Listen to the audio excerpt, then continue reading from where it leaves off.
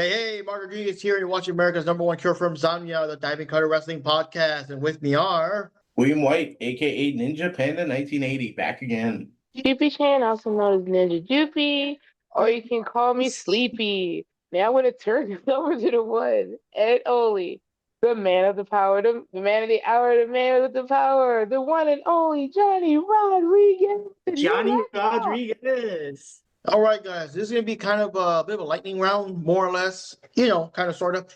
We're going to be talking a little bit about AEW in Toronto, but also WWE Wrestlepalooza, because, of course, that's the big match we were talking earlier about, the big return of AJ Lee and all that. And also, it's kind of weird that they had both events at the same time. And AEW, I guess, if they were kind of afraid of a competition or losing too many viewers, they had their pay-per-view actually earlier in the day so that it would kind of not overlap too much with Wrestlepalooza. So we had two pay-per-views same day. This time, we're not going to go match by match because we got lots of stuff going on. And we won't have time to edit like a 3 or so hour podcast if we normally do. So we're going to mostly go into just like the big events and things that happened and any match in particular you guys want to discuss in particular. And we'll just wrap it up with like the overall thoughts of the pay-per-view in general. Just real quick, some news here and there in the world of wrestling. I'll let William add anything if there's anything else he wants to add. One thing we've got is that what's his name, Raja Jackson or so, the guy that beat up the other guy. Yeah, that was the Roger UFC Jackson. guy. He was the son of Rampage. Yeah, he finally got arrested and stuff, but it sounds like he got bailed out recently, so that's kind of up in the air. I'm not sure if the other guy, the guy who got beat up, had any comments or any consequence. He's in the hospital or what happened to him, because that beating was brutal. Well, from my understanding, they ran a GoFundMe for Psycho Stu for like his surgery and his medical needs, and they did hit their goal. Rampage even went back and tweeted and apologized to him for the actions of his son, but that's not here or there because everybody's still kind of like pointing the finger at him because, well, he's Rampage. So, but yeah, and so far, as you said, he was arrested, but he was released on bail. So I don't know where this is gonna go, but all I know is Roger better get a really good lawyer. Oh, wow. So in other news, we also found out, which is a name we haven't really heard in a while because I think she's stuck mostly in Ring of Honor. And just one of the people that barely has any TV time because due to, no more dark elevation, stuff like that.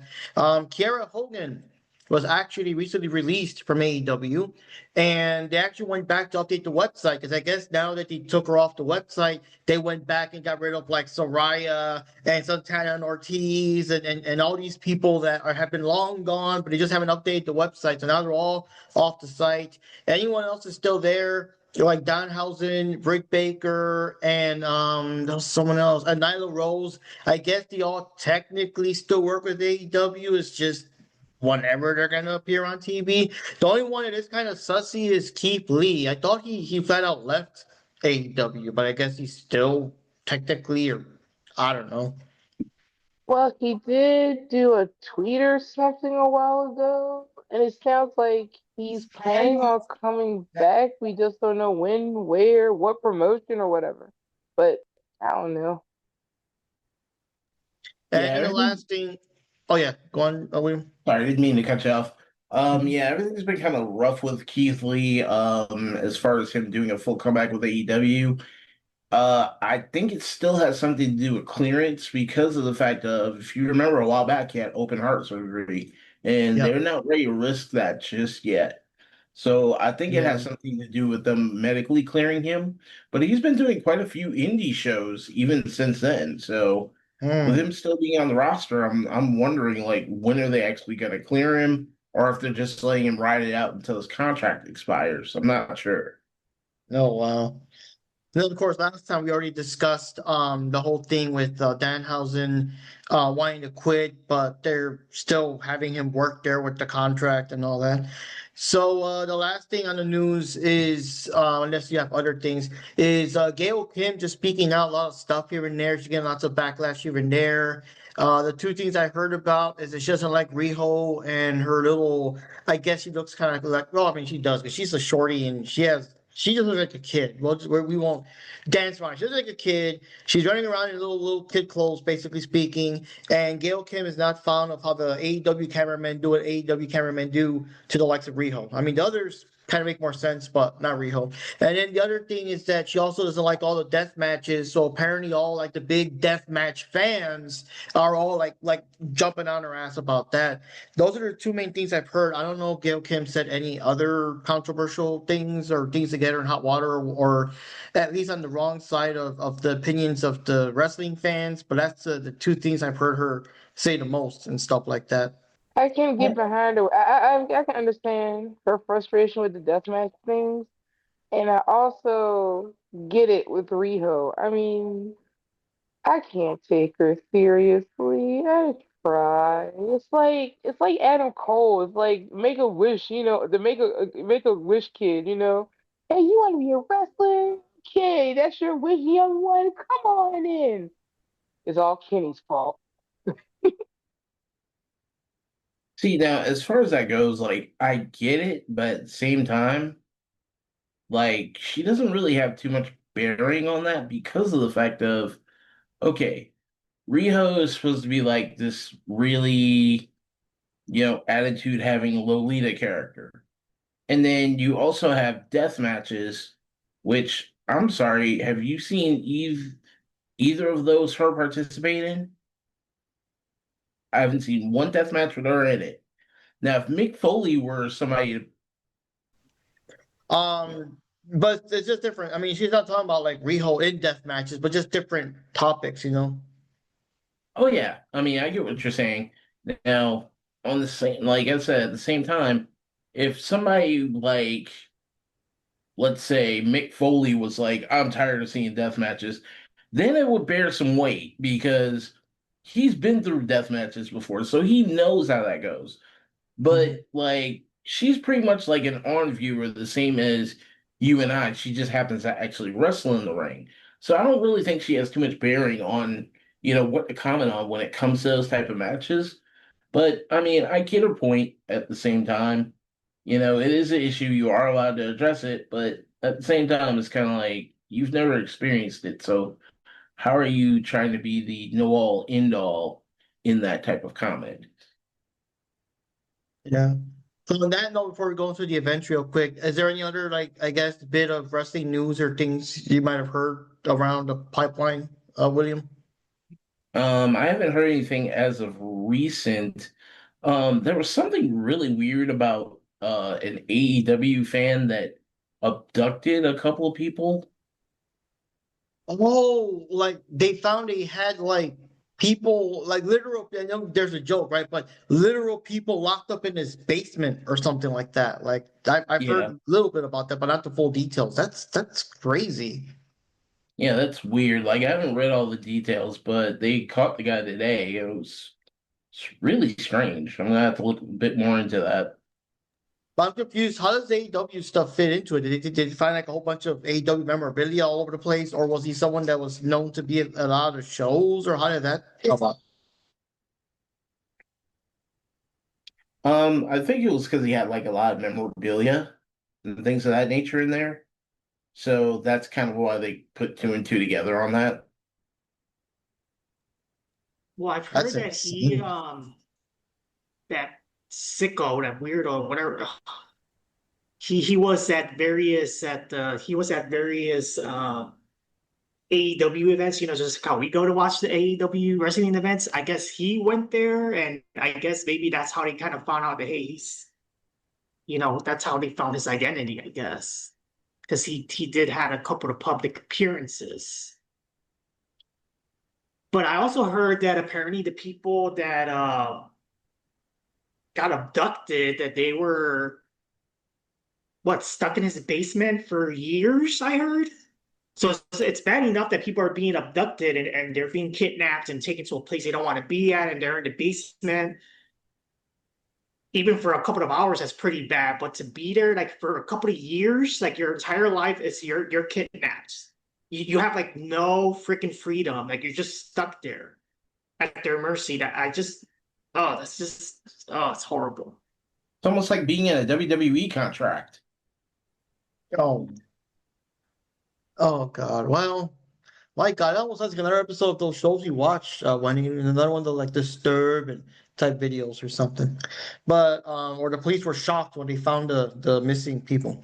But I'm kind of surprised I hadn't come across that myself with all the since I watched that Law and Crime channel with the latest updates with cases and stuff. So I'm surprised that hadn't popped up for me, or maybe they haven't covered it yet.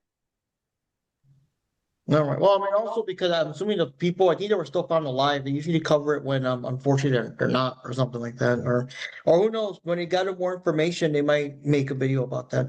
But anyways, guys, back on track here. Just real quick before we start the actual thing, I do want to say that in the terms of at least at WrestlePalooza, this was, I believe, the first big match they had. First, what they call now paid live events, I guess. Instead of pay-per-views, now they're called PLEs, paid live events. The first time it was on HBO Max, but then what kind of sucks is no, wait a minute, no, we Oh, watched ESPN. AEW on HBO Max. It was on ESPN, wasn't it?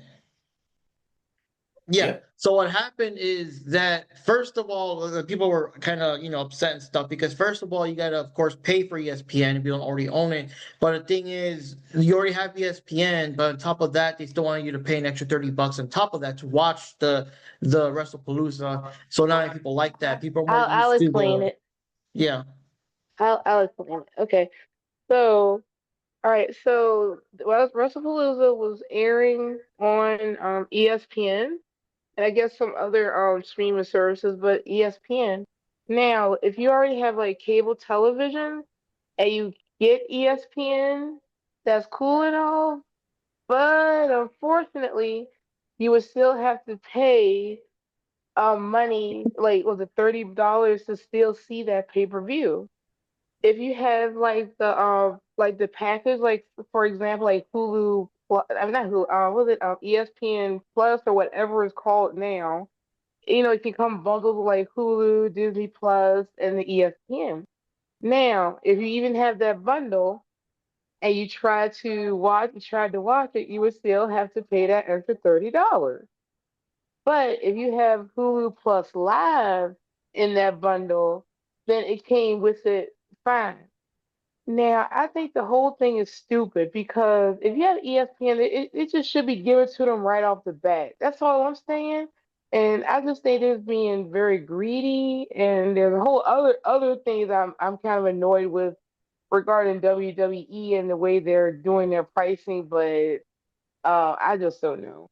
I don't know why they're going this route, but we'll see. Not to mention, there's a bit of an issue which I won't go into detail about, but it just has to do with certain current events. After a certain night host got fired from their main branching network, which is ABC, which is owned by Disney, a lot of people start boycotting Hulu, HBO, and Disney Plus to the point that they lost in total $4 billion, and it's still going because a lot of people still boycotted them. Now, this is going to hit WWE in the wallet because, as you know, TKO Holdings now moved everything over to ESPN. So that's their WWE, that's their PLEs, that's UFC, the Power Slap competitions or whatever they're called. Oh no, All power those were slap. moved over. That needs to go away anyway. Yeah, all those were moved over to that. WWE may not get hit as bad because with them being an international market, a lot of different companies, I mean, a lot of different places don't have ESPN, so they still have Netflix in other countries, kind of like what they used to have before they had here. But still, that $4 billion is one heck of a punch in the wallet. And if that's going to happen with TKO and their PLEs, they might be looking somewhere else to put their stuff.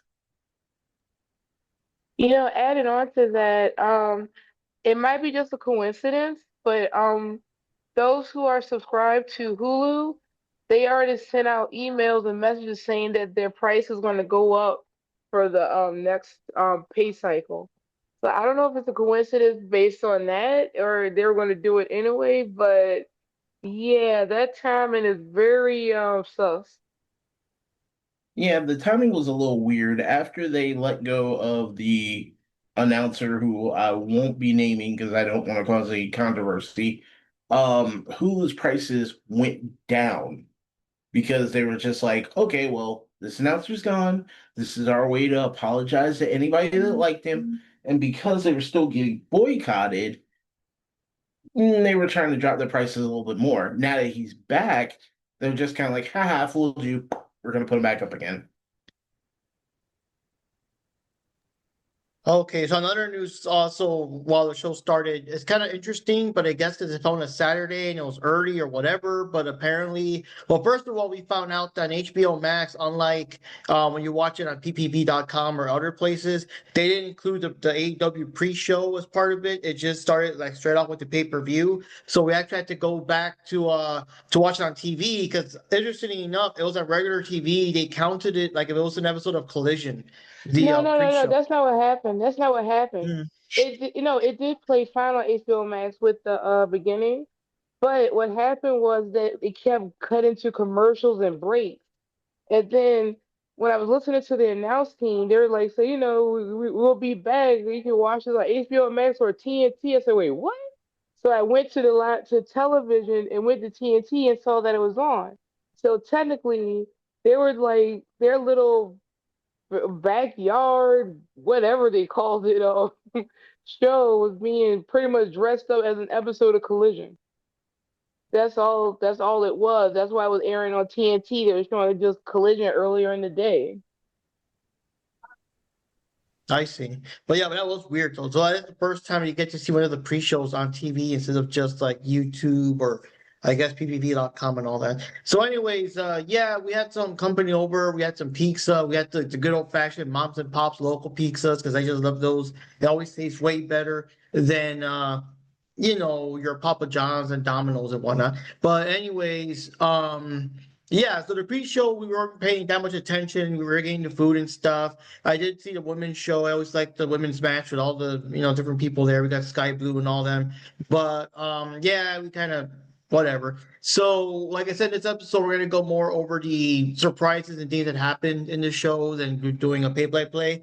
So right off the bat, pay-per-view started off with the big match between Adam Copeland teaming up with Christian, going up against FTR. And the big shocker was that Beth Phoenix made an appearance. So Beth Phoenix appeared and he started attacking the people, but she also got slammed, which led to now things getting more personal with this match now and everything. In this episode of Dynamite, we had what's his name? Cope acting like very shaken up. He has to go. He has to watch over his wife. She got beat up, whatever. So he has to go watch. So now Chris is going to handle it on his own, and we'll see what happens there. So it's kind of surprise there. Any quick comments on that? On seeing Beth Phoenix on AEW?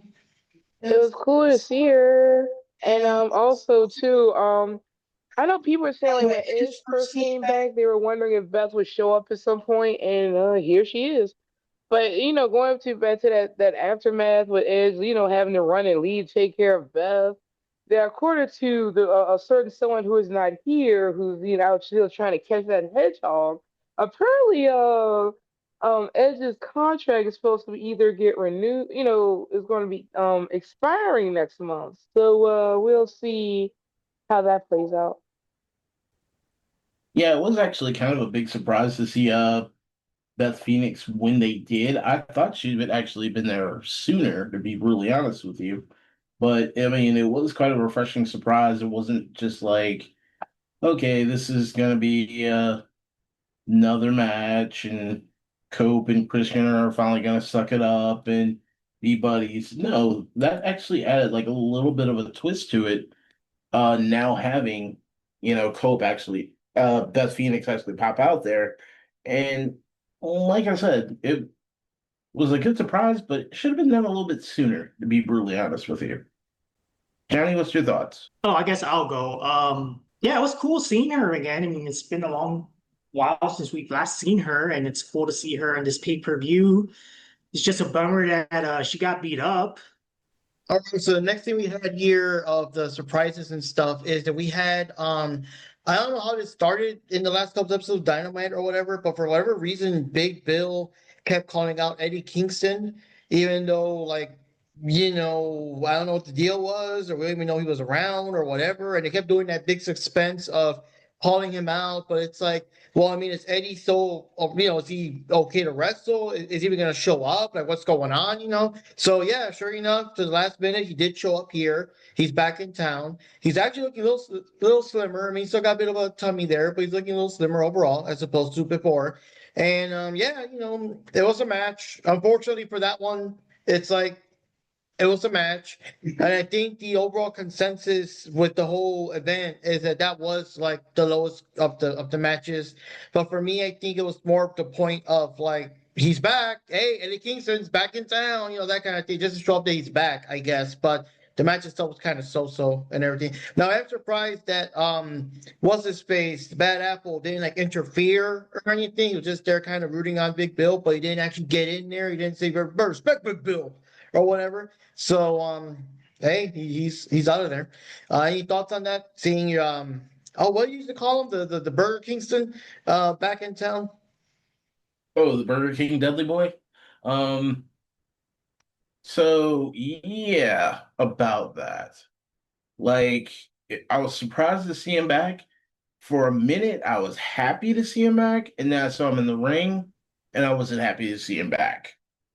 I mean, he had just came back. I mean, he had broken his leg, I think, during the G1 Climax tournament. And I think that was like the last time we really saw him.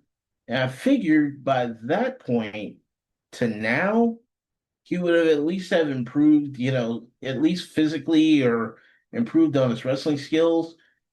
Like, he almost wrestles now the way he did before the G1 Climax, like before he was pushing himself. And the thing is like I give Kingston shit, but truth be told, I actually like Kingston. I wish he would just improve.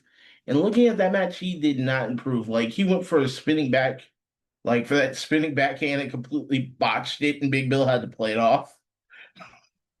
So yeah, like he's still a bit too rough around the edges for me. I'm hoping that at some point he just comes around and tries to improve himself better. I was glad to see him till he got in the ring. That's all I can say. Hey, I guess I can go. I didn't really pay too much attention to the match or didn't really care too much about it, but I don't know. To me, it just seemed like a so-so match. Nothing really spectacular. I think that really stands out. I don't think it's not really like pay-per-view worthy type of match. Any thoughts on that one, Wendy? Um, Eddie Kingston's back. I know for Aftermath, you're doing a tag match with No, wait, isn't he doing? Aren't they? Isn't he doing a tag match after this? Like next week or something? Oh well. I don't know. Maybe I'm just remembering that wrong. But yeah, the match was just a match. I didn't really pay any attention like Johnny. Hmm. So I had a couple more matches here and there, but the ones that stood out for me, I guess the surprise during the match with Moxley and Darby Allin, Pac came back. So it's kind of interesting that Pac's back in town, looking a little bit more shaven up there, but he's there. And then after that, the other event we had was the women's match. We had the big women's match. It was a fatal four-way for the championship. It was the one with let me get the names here. It was of course Tony Storm, Jamie Hayter, Thekla, the Toxic Spider, and Chris Statlander. It was a four-way for the AEW Women's Match Championship, and it was a decent match. Lots of good back and forth. All ladies got to show off their skills and everything. But the big shocker was in the last minute, Chris actually got Tony for the pin and actually got the 1, 2, 3. And holy shit, like Chris is the AEW Women's Champion. And I mean, I think she was the TBS champion before because she was the one that actually got to finally defeat Jade to get the title. But this is the first time that she's the actual like world women's title. And Tony just left like shocked. She wasn't even mad or anything. She was just like shocked and just left all like looking all like oh crap or whatever. And she left. So we gotta see what happens there. And then this Dynamite, Chris actually got her first title defense against Mina Shirakawa, and we'll go into a little detail there in a moment. But what are your thoughts, guys? That was surprising. I was not expecting it. I mean, I would have liked for her to win, but I wasn't expecting it. I was expecting Tony to retain because I don't know. I mean, between the four women in there, because Thekla is still too new, I would think maybe Jamie Hayter would have won, but she's already been champ before. So I just don't know. I don't like we had more time to do the predictions. I don't think I would have predicted Chris to win because I just don't know. I just didn't see any of those women to be the one to take her down. But here we are. You know what I mean? Yeah, I agree. If anyone should have taken her down, it should have been Athena. Just saying. Yeah, I do have to agree with that. I was actually really surprised. I thought they were going to let Tony retain. I was not expecting her to lose the title. Worse yet, to Chris Statlander, like of all people. But then, like you said before, Jamie Hayter's already had the title. The other girl was a bit too new. So if they were going to give it up to her, if they were going to give it up to anybody, I think it would have been time for Statlander. I just didn't expect it this soon at this event. I figured it would probably been some sort of build up, maybe a one-on-one, after this whole four-way thing where they have a rivalry, and then Statlander gets it. But hey, I'm totally surprised and I'm happy for her. And maybe this might cause a new plot between her and Tony. So we'll see. But yeah, that was actually a big surprise. Yeah, I was shocked because if we were to do the typical prediction episode, I think most of us would have predicted that, oh, it's going to be Tony Storm, right? You know, everybody loves her whole Hollywood gimmick, and they're going along with that pretty well. So, and Tony Storm always seems to win a lot of these matches. So it was a big shocker that Chris Statlander won this match, and I think that most people are probably reacting the same way Tony Storm reacted when she just found out, like right then and there, that holy shit, Chris Statlander won the match, and you just don't know how to react. You're just in shock. Yes, I have to agree with that. I was completely surprised at that win. This past Dynamite though, let me see. I'll let Mark explain what happened with Chris's match with Mina, but Tony Khan did have an announcement this past Wednesday, and he's introducing a tag team division for the women. So I'm wondering if Tony is going to get in on that because I don't know, just trying to I just can't think of any reason why they would take the title off of Tony unless she's leaving for a while, like IRL. But it'll be interesting if they try to pair her up with someone and they start doing the whole tag team thing with her. Yeah, indeed, Tony Khan did introduce new women's tag team titles, but it did announce that still, I guess, they're still making plans of it or something. So I guess it'll be a while before we hear of, I guess, maybe a tag team tournament because, Tony Khan's a Dragon Ball Z fan. He loves his tournaments. So I wouldn't be surprised there's a tournament for the first ever women tag teams champs. But so far, they haven't made any announcements, just that the belts exist. But anyways, if you guys been seeing the shows, the Death Riders have been, especially Yuta, have been kind of creeping around Chris. Like if you're trying to convince her to join him and stuff, there's been a couple of matches down the line where sometimes Yuta or wait, am I yeah. Oh, I forgot about that. Yes, Judah keeps trying to get Chris Statlander to join him and all that other stuff. And it's funny because okay, call me. I'm an anime fan, so I'm in manga. So in my mind, Yuta is really in love with Chris Statlander, character-wise, of course, and he just wants her to join him. And but it's a one-sided love as Chris keeps rejecting him. He's just trying to get her to the Death Rider so that he have an excuse to hang around her more. But Chris has broken his heart. Okay, I'm done with my nonsense. Go ahead, Mark. Okay. So, anyways, yeah, like I said, there were matches where Yuta interferes on her behalf, or even Marina Shafir started to interfere on her behalf, and all that kind of stuff, and whatever. And yeah, you know what? I think didn't they do that in the? Or it was I don't know. These things kind of blur together. Yeah, I think what happened is that in this upcoming week here, Chris actually defeated Chirakawa, retained her first her first title defense and all that. All the Death Riders showed up and started trying the ring, and Yuta kept grabbing her hand in victory, hey, whatever. She wasn't really like having it, and John Moxley even got there and stuff. But then, yeah, they just left. Like Chris Stanner left. She actually what do you call it? She clotheslined Marina Shafir, and then she gets the middle fingers all up on John Moxley and left in the crowd with Haley Cameron, because Haley Cameron's kind of hanging around Chris a lot lately, so they got away. So that gives their actual answer that no, she is not involved with the Death Riders. She does not want to be involved with the Death Riders, and unfortunately for Wheeler Yuta, she does not want none of that either. And then of course we got Darby Allin coming in with a flamethrower to, I guess, throw another challenge to John Moxley and the Death Riders, because the thing is, they're just not going away. I thought it was going to be over when they had, like, when Moxley lost the title, but they're not going away. And now on top of that, now we got Daniel Garcia officially part of the Death Riders.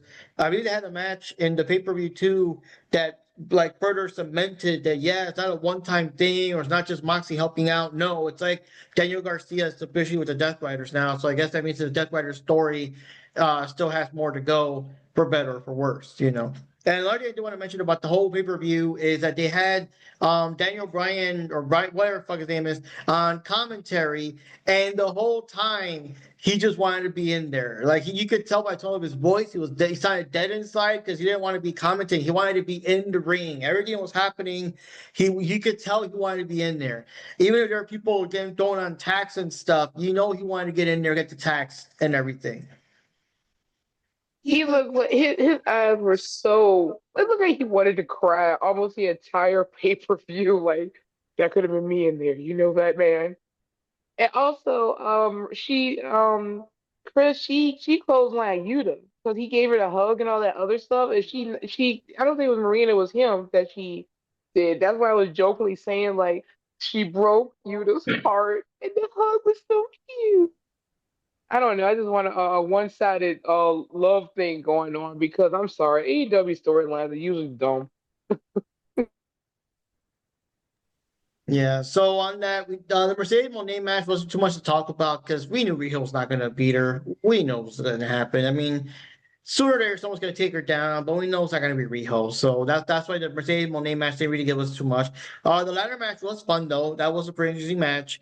And Brodito did retain. I don't know if you want to throw in extra thoughts there, Johnny, since I think you just recently saw it, right? I mean, yeah, I recently saw it, but to me, like the ladder matches are just all like ladder matches, and so much happens in the match, you kind of forget little details here and there. But I was happy that what the Broditos won. Yep, they And retained. the only thing that was annoying though is that there were many times that it looked like the young folks were gonna win the match, and I'm like, no, don't win this shit.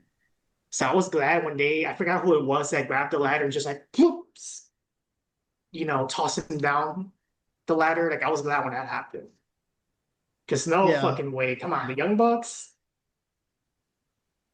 Yeah, now the thing is that Brodito did win and they retained, they kept their titles, but unfortunately the Young Bucks and them wanted to cheat. They just want to be the sore losers, they want to beat them up and all that junk.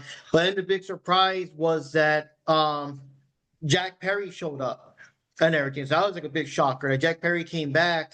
And then the thing is that it was funny because we had one of our buddies over. Well, someone we had company, but that particular buddy he couldn't make it this time. But he was constantly joking about Jack Perry making this comeback somewhere during the match. I don't know where, but somewhere in pay-per-view is gonna be there. I will say it. No, this is what he's told because we were texting back and forth because he said he wished he could be here with us, but he was sick or whatever. But anyway, he actually said before the pay-per-view even started, he said for that particular match, he said that Jack Perry probably gonna come back. He probably would have rejoined with Luchasaurus. Probably would have ruined the Bucks getting the title. he was partially right, but for the most part, like 99%. So I'm saying this again. How in the world? He has to be a booker somehow. He has some kind of connection. I'm sorry, his predictions are like too straight on. The fact that he even gets that stupid gummy bear nonsense for All In. I mean, he was like legit joking. Even when he said when he saw that Jack Perry showed up, he actually was saying back to me, "I was joking." Yeah, so that's a big thing too. Luchasaurus came back and as Luchasaurus, he took off the little kill switch belt thing and tossed it, and he played the famous the Jurassic Express theme, or the Tarzan boy theme and whatever. And yeah, they're back. And I guess I'm assuming, even though Jack Perry still looks like his scapegoat self or whatever, I'm assuming they're back to being faces, and we'll see what happens as they return as a tag team. But that was kind of shocking. Yeah, that actually was a big shock, and it was a really big shock that Luchasaurus came back as Luchasaurus and dropped the Kill Switch name. Now, uh, don't get me wrong, I still don't like Jack Perry for the whole CM Punk incident. He's still a douche canoe for that, but to see them back as the Jurassic Express was kind of fun. So I want to see what's going to happen further down the line. Yeah, I'm kind of surprised that Jungle Boy is going back to his origins instead of still being heel. I think that's a bigger shocker of it all. It's not so much that he's back, but that he's returning to be back to who he was before he got corrupted, I guess. And I guess Luchasaurus is not going to be Luchasaurus, and no more. What's his name? What's the name they put him? Kill Switch, whatever. Kill Switch. I never really got into it, but yeah, because to me, Luchasaurus is Luchasaurus. It's an easier name to remember. And yeah, I mean, let's see where they go with this storyline. But yeah, it's gonna be interesting. Yeah, and I do want to But like you said, say, he's still douchebag. just to backtrack a little bit, yeah, the MJF match versus Briscoe was entertaining. It was a tax match. It was a bit different from normal matches where they bring in the tax. In this case, like the ring is purposely covered in tax. Well, thumbtacks, and with the whole thing about trying to avoid not to get body slammed down them and everything. So that was kind of interesting, and it was a lot of stuff with MJF constantly throwing Briscoe on him, with, of course, like the big payback of whenever MJF himself finally gets his ass body slammed on the thumbtacks. And I'm glad that Briscoe won that one too, because the thing is, Briscoe's been having lots of like losses here and there. Like, he mostly wins when it's like the whole conglomeration or whatever, but on his own he usually loses. So I felt good that he did win this one. I was like, come on, just let him win this one. MJF doesn't really gain anything by winning this match or whatever. He needs a feud that he wins. You know what I mean? And all that kind of stuff. And then we had the main event, of course, Hangman Adam Page defending the title versus Kyle Fletcher. And I mean, yeah, decent match, but wasn't too many things to talk about. Now, one thing that I did like that they did keep is that there was a condition that if any of the Don Callis like 10,000 members show up during the match and interfere in any way, shape, or form, Fletcher would have to drop the title. So that was a big thing there. And I'm surprised they actually kept up with it, because a lot of times in matches, even though they have that kind of like keep your little buddies out, stipulation, I was expecting some kind of spot where the referee would get knocked out. And of course, they all come in anyway, whatever. But no, true to their word, it was one-on-one. It was Fletcher versus Hangman, no shenanigans gargles. And it was a well-fought match. Fletcher is pretty well skilled. I'm sure a lot of people were talking about how incredibly talented he is and everything. But luckily, Hangman still retains and everything. But at the same time, while this was happening, because it was kind of, going a bit of overlap, we did see, because Wendy pulled out her tablets, we were watching a little bit of the Wrestlepalooza because it started, and, kind of between both things, and we were surprised.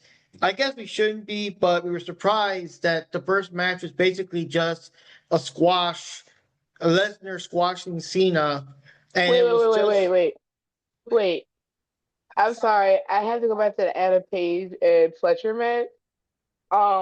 Yeah, okay. I don't remember much about the match except there was this one little part where Fletcher and Page ended up out in the audience and they accidentally hit an audience member. And Adam Page was like trying to check to make sure the person was okay. See, I just see this is the problem with them. They love to do stuff out in front of the audience. I mean, it's like in that thinking of the safety of the audience. Anything can happen. I mean, we had science and physics is a thing. Momentum. You fly. You hit things. But that guy was probably like, "Yeah, I hit by AEW wrestlers. Yeah." That reminds me, that was two things. That was a Hangman where he accidentally got thrown and he got like when he said he almost hit the guy and he actually had the guy, yo, you okay? He's all good, whatever. But during the ladder match, there was also a dangerous part where I think I forgot if they either swung the ladder or threw the ladder, and it was real close to hitting the people. If the people had their arms out or whatever, they probably would have gotten clipped or something. That was also dangerous.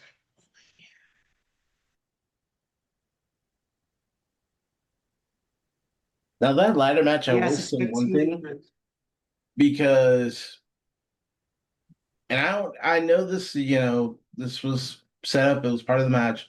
I think I lost all respect for Speedball Bailey in that ladder match because of the fact of he was literally right there. All he had to do was just climb up, grab the title. That'd have been done. What does he do? Climb up and then does like a moonsault. I'm like, why? Why would you do that? That's like literally being at the finish line of a race and then literally turning around and go in a corner to go tie your shoes. Why would you do that? Just keep running. Just finish it off. That is one of Wendy's biggest pet peeves when the people have like that, like all the time in the world to clip the thing, but they either take too long to get up the ladder or they just choose to moonsault off instead or whatever else and everything. I still remember that one match, that one ladder match that was with Becky Lynch and who knows who else, probably Charlotte, because she always has to win. And this was before the man gimmick. And I remember that she got up the ladder, and I guess what happened was that maybe everybody else was too slow. Someone was supposed to stop her, but no one was there. And she was just like fumbling with the belt or just staring. I didn't know what to do because we know that had she just grabbed the belt, she probably would have gotten suspended or some shit, with Vince or whatever. Hey, she's not supposed to win. It's supposed to be Charlotte and all that kind. That's not good shit and that kind of shit. But it was just so obvious that she was like stumbling with the belts because she wasn't supposed to get it. Charlotte or someone else was supposed to stop her and that kind of thing. But anyways, so now the event ended, Hangman won, all that cool stuff, and we started going into the WWE thing. And like I said, it was stupid squash. We've seen it before lots of times. I don't know why I was expecting anything different from Brock Lesnar, but yeah, it was just F5s, F5s. Oh, look, another F5. Oh, here's a shocker, another F5. Oh, he's gonna leave. No, wait, no, he comes back, another F5, and whatever. And Cena lost, and there were kids crying in the crowd, like actual little kids crying in the crowd and shit. And Cena actually did like the big like walk of shame, looking back. I mean, he just lost terribly, and a lot of people are saying that, well, what do you expect? He never did beat Brock or whatever. And we know that Cena's career is kind of winding down, so a lot of people are predicting two things. One thing Wendy kind of hinted at earlier. People are predicting that either Cena may get a comeback match against Brock, and maybe he'll finally beat him or something, for his big exit. He'll finally get that one win he never got against Lesnar, or maybe Edge might come back just in time for a final match. That'd be interesting if that were to happen. So his contract's gonna expire, so we'll see there. And then I'm not sure. Did you get to see Wrestlepalooza by chance, William? I got to see parts of it, and that was the part that I was bringing up earlier to you before the show started. Now, the Cena versus Lesnar match, it was kind of like I said, it's almost like having a fighting game and having both of the characters start the round with both their supers completely up, and they can't drain them.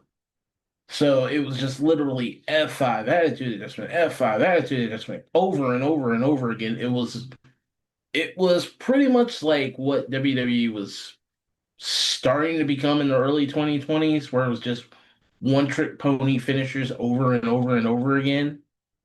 And the people were eating it, but I'm just like, this is just ridiculous.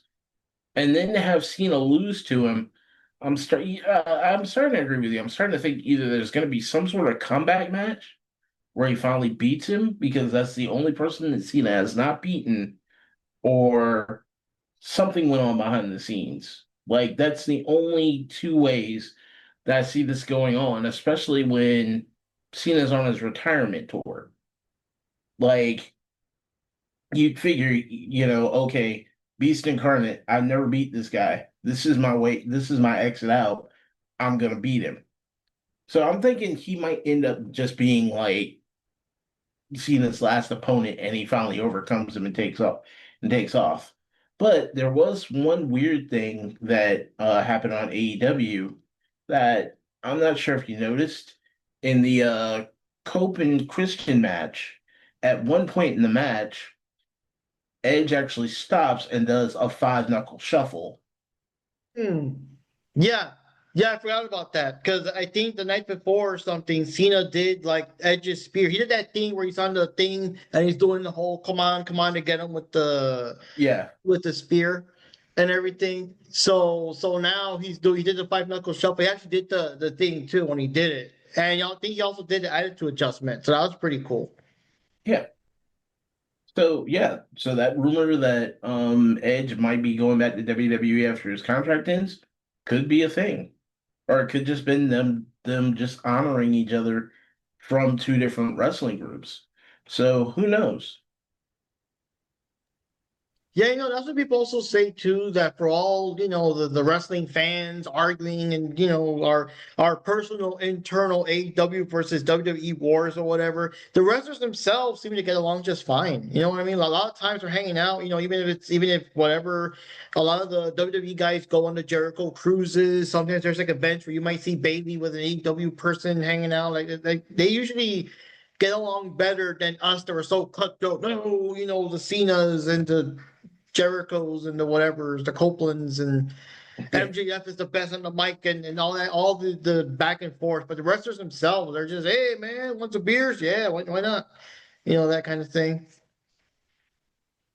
But then for the other matches, we got the best match of the night in terms of the women's. I think if you compare the AEW and the WWE and all that, of the overall night, the best match in terms of the women's wrestling was Stephanie Vaquer going up against Io Sky. I guess they called her Sky now. And they really put themselves to each other's paces. We got to see all the moves, all the reactions and stuff. It was a pretty intense match between the two of them. And Vaquer actually won. Stephanie Vaquer is the WWE. I believe is that the women's title because I kind of lost track of what titles they have now. But I think that's the main women's title, right? yes. Yeah, yeah. Oh man, that was the main match I was looking forward to seeing, honestly. I mean, when what's they did like the Dragon Screw on Io? I mean, yeah, when what's they did that Dragon Screw on Io, I was like, oh, that's so awesome. And then the fact that oh my, and the way that Io kept selling it, and then wasn't they kept doing it again on her, and like I don't know, I just really, really, really, really, really, really enjoyed this match. And the thing is. I really just wanted to see Stephanie again because she was the main reason I wanted to go back to watching WWE to begin with, just to see Stephanie.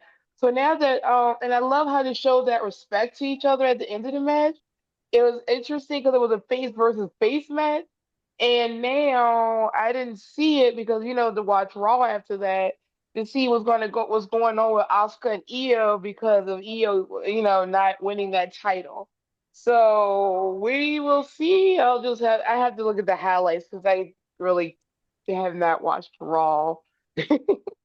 But yeah, I really enjoyed the match. There are a lot of good spots in that match. I like, they always had that nice professionalism going on. There wasn't a bunch of nonsense. No certain areas were not violated while in such a match, it was quite refreshing, honestly. Also, they didn't have any timeless violations or anything, huh?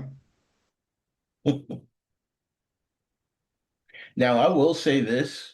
You were talking about Vaquer doing that dragon screw. Io Sky needs to go into acting because legitimately with the way she took that bump, the way she rotated her body and everything, I legit thought that Io hurt her knee. Like it legitimately like the first time she did, I was like, okay, regular Dragon Screw, impressive. The second time she did, I'm like, all right, you guys need to stop the match because she is messed up. So the fact that she sold that well, much props to her. It was a very professional, very tight knit, put together match. You didn't really see any botches or any holes in any of the in anything in the match. So it was a fairly decent match. So that was actually a decent that was actually a good women's match.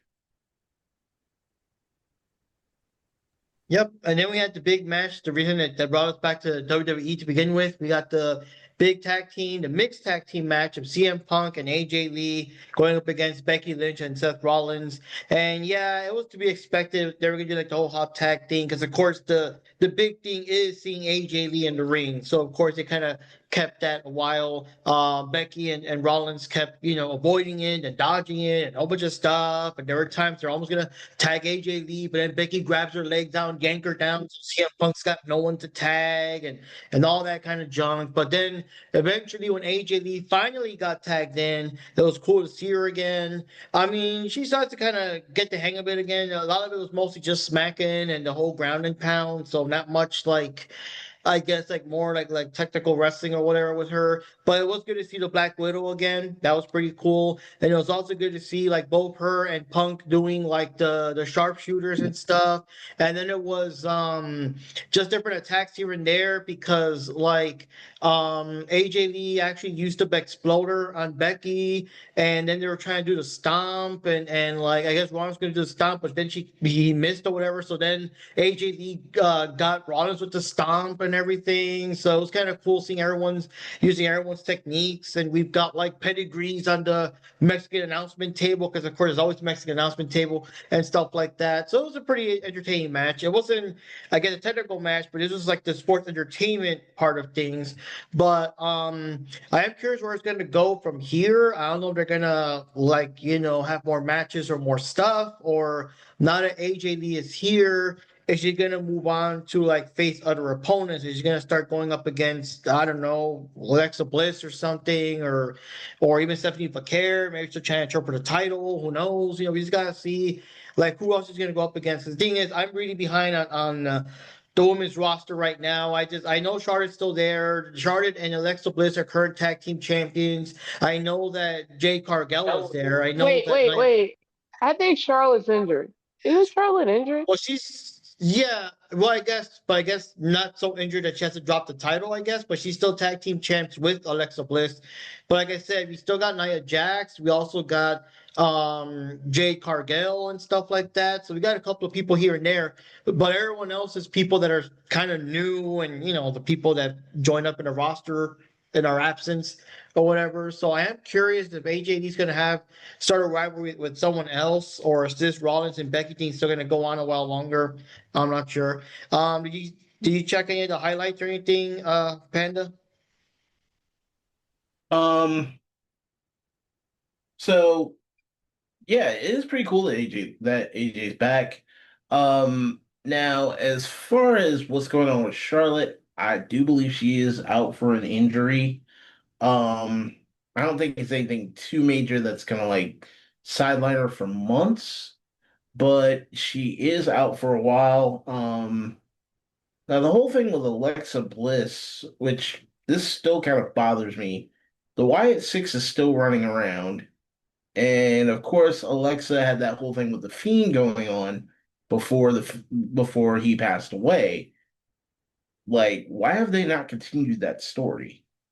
Like, they were trying to continue it through Alexa, but then that story just kind of went, "Oh, Alexa's back. Okay, yay!"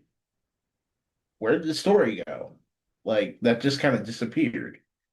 Um, And to be honest with you, oh, that was something else I forgot to bring up. So apparently Piper Nevin got injured, and they're saying it might be a career-ending injury. Or who is she going up against, or how did she get injured? That part I'm not sure of.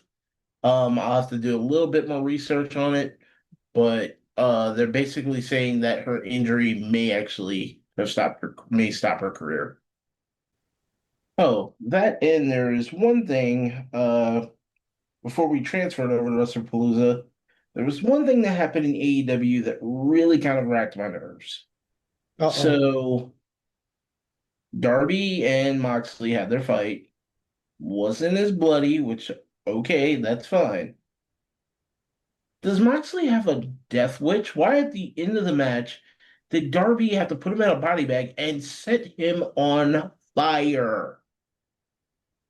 Why? Why do you do this? Oh my gosh, yes, that was so stupid. And even going back to that match a bit, Darby had to bite Moxley because he couldn't get his blade out the blade. Yeah. I mean, don't get me wrong, I'm okay with death matches, but while it's happening during the match, this was like almost 5 or 10 minutes later. It's just like, oh, I'm gonna put you in a body bag and I'm gonna set you on fire. What's the point now? It's over. I think Darby is a pyromaniac because on this past Dynamite, he showed up, at the end of Statlander's match, and all of them are out there. He come out there with a flamethrower, and they're about to walk towards us. And who was Mark was saying like, okay, that's just dumb. I mean, the dude has a flamethrower. Why are you trying to go towards us? Yeah, like Claudio and Garcia were about to step up. And like, yeah. Step up with the guy with the fucking flamethrower. See how that works out for you. Yeah, yeah, I think Darby just had this like fire. I mean, what was it last year? They did that thing where they set Perry on fire. It wasn't it Darby that did that? Yeah, I think so too.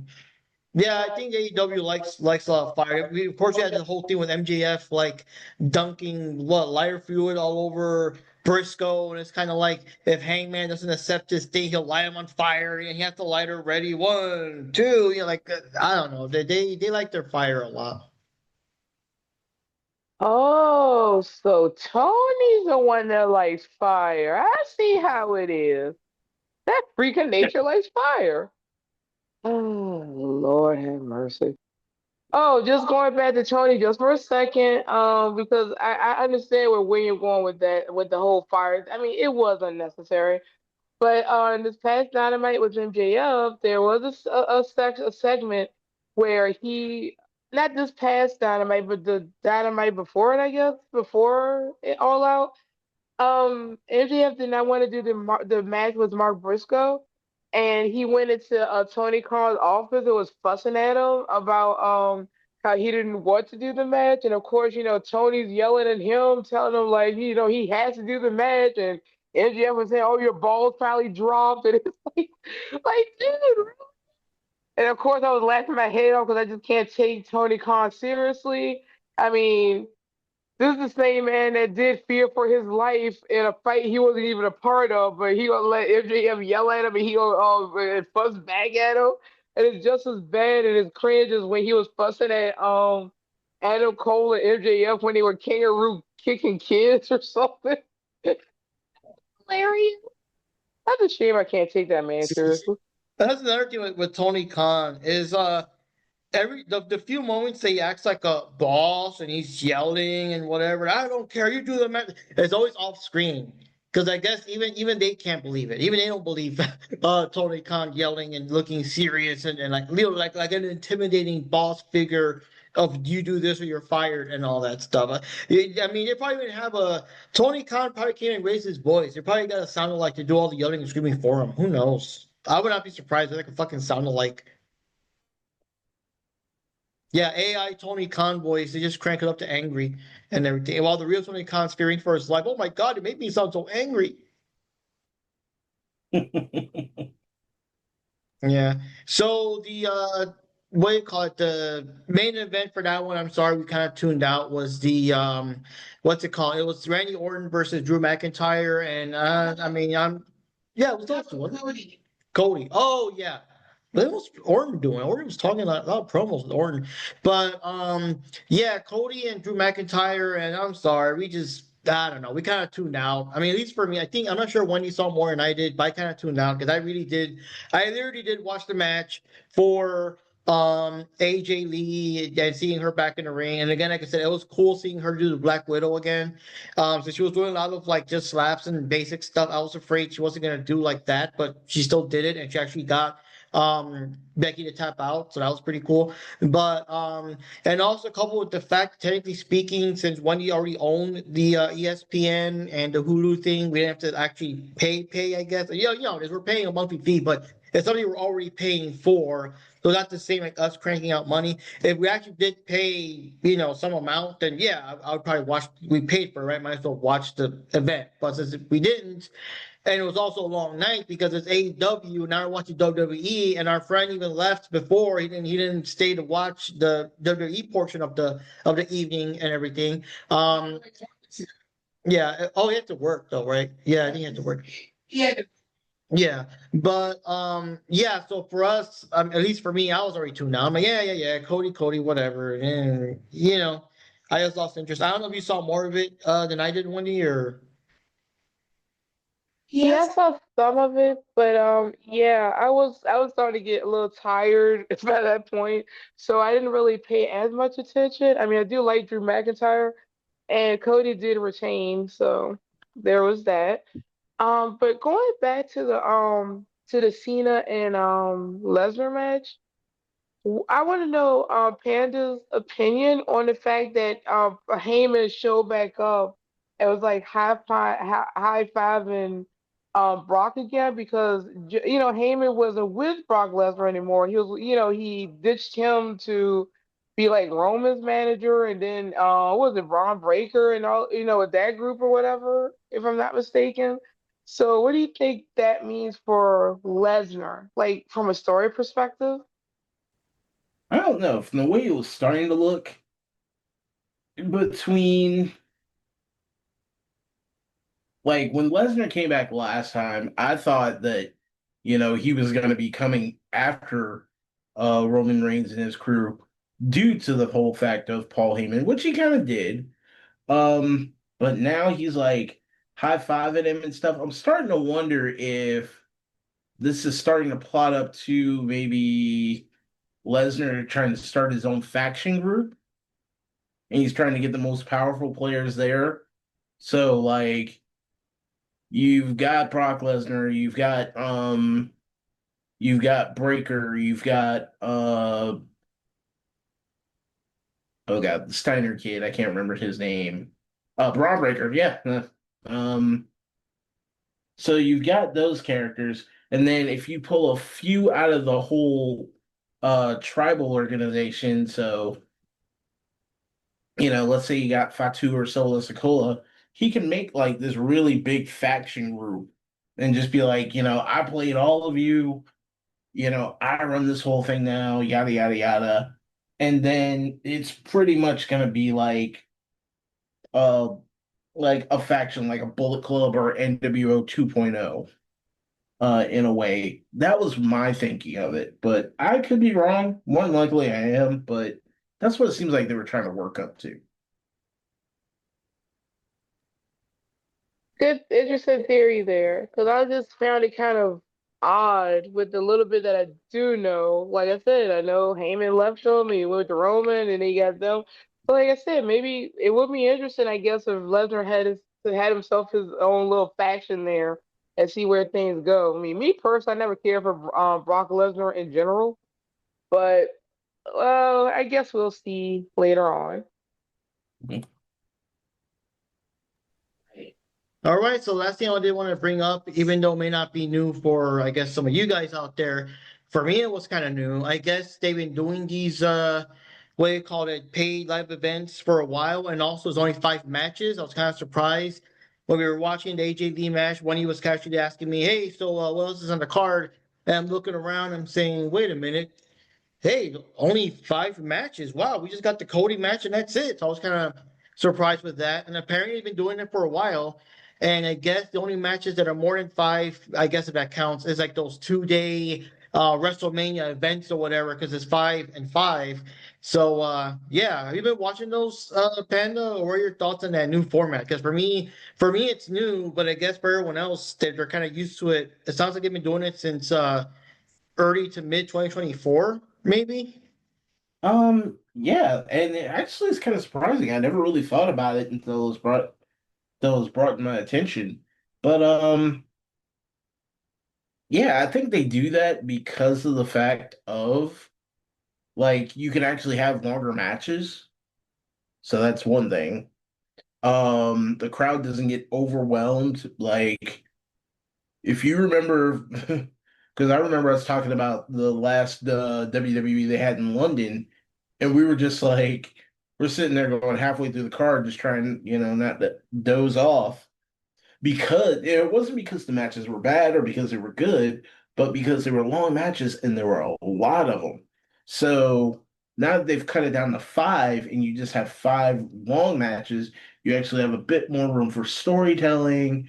If something happens, like with one of the wrestlers or something, they have time to do rewrites, things of that nature. But to have that little of matches is kind of odd. Don't get me wrong, I get the quality over quantity, but you can do a little bit more than five matches per pay-per-view. That's kind of ridiculous. That's basically an episode of SmackDown, you know. Mm. Johnny, what do you think of that? Like the five that I know you haven't seen those shows, but what do you think of like the overall like the 5 match format? Like the entire pay-per-view, just 5 matches. Yeah. It's that's weird. It's weird, and it sounds like it would be too short of a pay-per-view. Even if they try to prolong it as much as they can. Like how long can a match be? I'm thinking at least if they're gonna go with the shortcut format, they may as well just try to at least do 10 matches, maybe. I mean, it's still gonna be short, but it's not gonna be just 5. Yeah, or maybe it's something like maybe 6 or 8 or something like that. But another thing too, there seems to be like no pre-show. There was no kickoff show or whatever in there. Okay, there really wasn't a pre-show kind of thing. And this kind of bugged me while, kind of looking at it, even though we are still watching All Out at the same time, because they said that WrestlePalooza was supposed to start at like 7 Eastern, if I'm not mistaken. So of course I had it on at 7 Eastern, but that whole entire time it was just a bunch of like highlights and clip packages and things like that. So I guess that was the equivalent of their like pre-show type thing.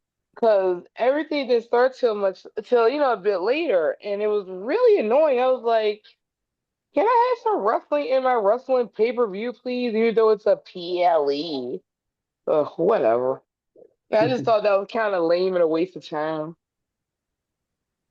I do have to ask one thing. I'm not sure if you've seen those, and potentially we'll check them out. It depends on how busy we are and what's going on. If there's no, because I don't think we're gonna do this often where we have AEW/WWE thing. But I am curious about the NXT takeovers. Are those also 5 matches, or are they like a bit more normal? Or Now, the NXT matches, I haven't really watched any as of late. I probably should, but I don't think there are 5 to 6 matches. That would be something we'd have to talk more with Jack about. Mm. All right. So overall, guys, just real quick overall pay-per-view thoughts and everything. For me, just real quick, the AEW one. I mean, entertaining and stuff. The only match I didn't care too much about was the Kingston match because, like I said, that one was pretty much she's back. And the Monet match was entertaining, and of course they do the little fake outs here and there where it looks like Riho might have won, but she wasn't gonna win. So for me, the big thing was, of course, the surprise that Chris Stanley's new champ. That's pretty cool. And then for the WWE one, the best technical match for the women's was the Bakara match, and it's cool that she's champ. And of course, for me, the whole thing was it was just cool to see AJ Lee back in the ring, and that was my overall thoughts on there. Anything on you guys? Oh, and of course, I'm glad that Bro Dito retained because, like Johnny said, there were some close calls. I would have been so pissed if the fucking Young Bucks won and shit. You know what I mean? I mean, they already been champs 2 or 3 times. They don't need the fucking belts again. You know, let Bro Dito have a decent reign. I want to buy their shirt and them still be champs by the time I get the shirt in the mail. You know what I mean? And everything. But yeah, those are my overall thoughts there. So yeah, my overall thoughts as far as the AEW tournament, there was a good bit of surprises. Like I said, the Jurassic Express coming back, Beth Phoenix actually being coming back in. Um, so yeah, those were some big surprises. Now, as far as the WWE PLE went, other than the fact that AJ Lee showed back up, it was just kind of there. This could have been like an episode of Raw or SmackDown, and it would have made just as little difference. Like it was good, but it was just there. It was just regular TV standard. I could have sat there and watched this on USA or oh, I'm sorry, that's a bit too old. I mean Peacock. Oh, I'm sorry, that's a bit too old. I mean Netflix. I mean ESPN, and been just fine. Now, Panda, you're supposed to watch it on the WWE Network. Does that even exist anymore? Internationally, yes. They still Fair. have it in some other countries. We just don't anymore. But I Well, don't know if they would have had the PLEs on it. I mean, I don't know how it works there. Like, for example, I know Germany still has WWE network and stuff. But as far as I know. As for these pay-per-views for All Out, eh, it was entertaining, I guess. Cause me, I'm always cracking jokes anyway, very bad jokes. Um, but yeah, it was okay. The surprises were more um eventful, I guess, for that pay-per-view. It was a pay-per-view. That's all I can say about it, really. And as for Wrestlepalooza, I have to agree with Panda. It could have been just a glorified episode of SmackDown, in my opinion, or Raw, but I'm leaning more towards the SmackDown side of things with this one. But only because SmackDown is still more recent in my mind, and that's the last thing I've watched was SmackDown. I still have not gone back to Raw after all these years, so we'll see. But the Stephanie Vaquera match with Io Sky, I mean, seriously, phenomenal. I loved it. Definitely the match of the night for me.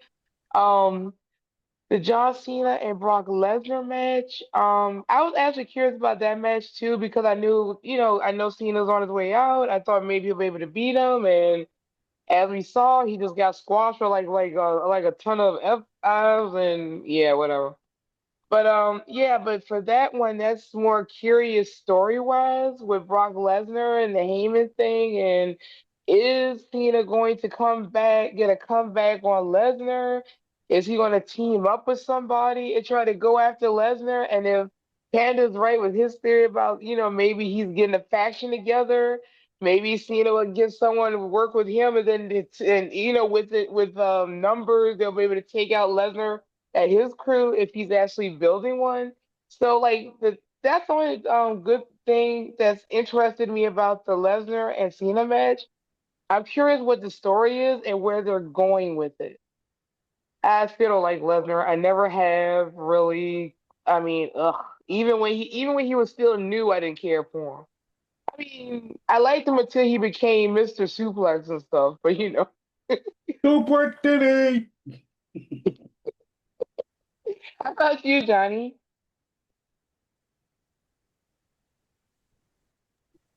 Okay, so have seen the AEW one. Um, I don't know. It just felt, first of all, personally, I felt a little bit out of the loop because a lot of things going on. So it felt kind of like last minute, like, oh shit, there's an AEW pay-per-view. I didn't know about that one. So okay, I just watched it. I actually watched it on replay. I just barely watched it today, to be honest. Um, But to me, it just felt like it was not a bad pay-per-view, but it didn't feel spectacular either. I think the previous one, which one was the previous one? The previous one was Forbidden Door, right? All in. It was so all in. Huh? No, AEW All In. Because it's like All Out. That one was called All In, you know? Yeah, but I thought the Forbidden Door was the one before Oh, this that's the one. other one. It was Forbidden Door, then we had All In, and then now this one's All Oh, Out, you know? Because always All In goes first and All Out and everything. But thankfully, this time it wasn't like a week apart, you know? so personally, I felt like I don't remember too much either, but I felt like All In was a little bit more spectacular than this one. This one just felt kind of average at best. And yeah, I mean, the only thing that stands out of this pay-per-view were just some of the surprises. You know, we were not expecting Chris Statlander to win the match. What else? What other surprises there was? Oh, the whole Jungle Boy with Luchasaurus coming back, and I guess Jungle Boy's gonna be back to being a face compared to just being a heel, but he's personal life he's still a douchebag anyways. But yeah, I mean, the only thing I did like about the pay-per-view, just, you know, like commercial wise, is I do like Tony Storm, like the way she advertised the Draft King and the way she, like she does really, really good promos. So I actually do hope that someday Hollywood actually will hire her to become an actress because I think she has the Hollywood factor in her for sure. But yeah, other than that, the pay-per-view just felt kind of weird. It felt kind of average. And yeah, this first time I also watched it on HBO Max, and it's kind of weird watching it in that format a little bit compared to watching it on the pay-per-view one, the ppv.com. And prior to that, what was the other one that they used to have the pay-per-views on? You should be on Bleacher Report Live and everything. The And it was so limited wonderful, because they wanted to be the exclusive. wonderful It's only Bleacher on, Report. yeah. Now they're like The branching out. You Bleacher watch Report it never had any. on PVV.com and I think Amazon and I don't know, they got like 4 or 5 different formats now, but back then it was only on Bleacher Report Live, you know. I'm glad he lost that one. That one had a bad quality. It kept like It was dropping the horrible. signal. Yeah. So, Mark, I just It's not thought only about that they something. dropped the signal, but I think. Oh, I'm sorry. I don't want to Oh, my bad. interrupt. So I just thought about something. All right, so one of the AEW matches, the Ops came out, which is a tag team group. I thought Hook was a member of the Ops. Why is it he showed up later on to assist somebody else and he wasn't with the Ops? Well, I mean, he got kind of separate because the thing is, um, there was a time they're supposed to have a big championship match, but he got injured. So Powerhouse Hobbs took his spot, and it just so happened that they won the trios title there.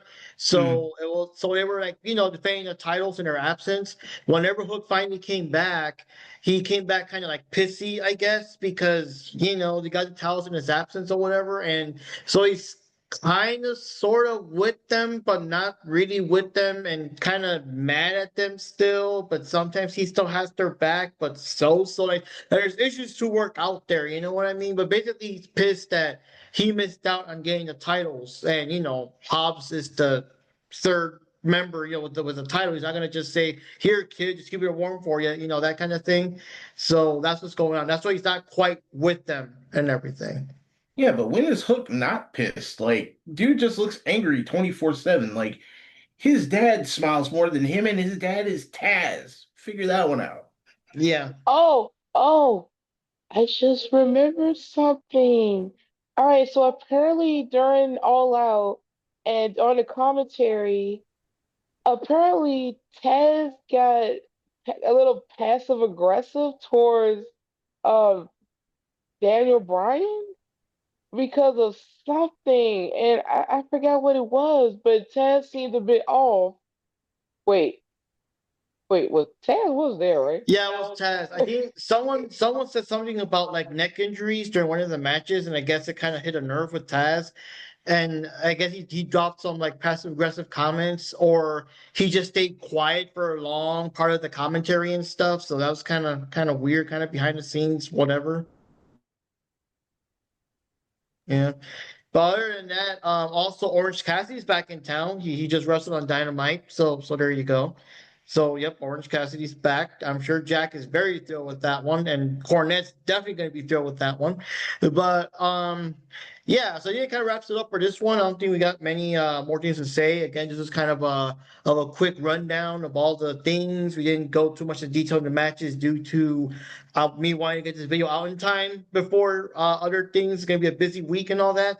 But I just felt it was kind of weird to not have a podcast on this event that was both AEW and WWE at the same night, and the return of AJ Lee, and then of course we got all these things coming up. Oh, we also got Stephanie McMahon, The Undertaker actually inducting Stephanie McMahon into the WWE Hall of Fame and stuff like that. All these little things that happened in that night. So, we just have to cover them and everything. In the future, we'll see what happens. I can't really guarantee too much of the WWE stuff. This podcast is more AEW-ish, but we might do some NXT ones or whatever, or we have other nights where they kind of overlap. We'll see how it goes. But yeah. So this is Mark Rodriguez signing off here for the Diving Cutter Wrestling Podcast, America's Cure for Insomnia. If you're having the shakes or whatever, or you don't want to take the chance of drinking a whole bunch of Tylenol pills or whatever, just listen to the podcast. It'll knock you right out. Oh God. William White, aka Ninja Panda 1980. I'm out of here. Good seeing you guys again. This is Jupy Chan, also known as Ninja Jupy, or you can call me Wendy. And I'm out. Just like All Out was out. Oh, gosh, Moxley. Anyway, I would turn this back over to the one, the only, the man of the hour, the man with the power, the man that's too sweet to be sour. He's looking cool with his new laptop, Johnny Rodriguez. Johnny Rodriguez guy said, honestly, if you want to sleep well at night, just watch All Out Toronto, and you might sleep well anyways. Because yeah, it was kind of boring. All right. Well, see you around, guys. Take it easy.